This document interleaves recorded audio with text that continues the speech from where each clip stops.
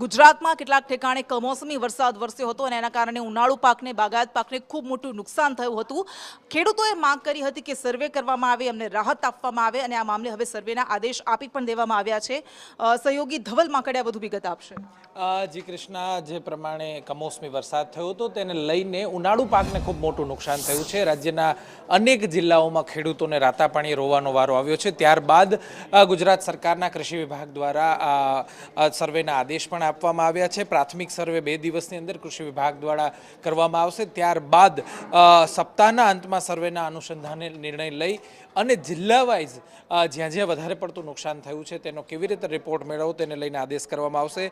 મહત્વના સમાચાર છે કે કેરી, ચીકુ, દાડમ, કેળા સહિતના આ બાગાયતી પાકોને ખૂબ મોટું નુકસાન થયાના પ્રાથમિક સર્વેમાં સમાચાર છે।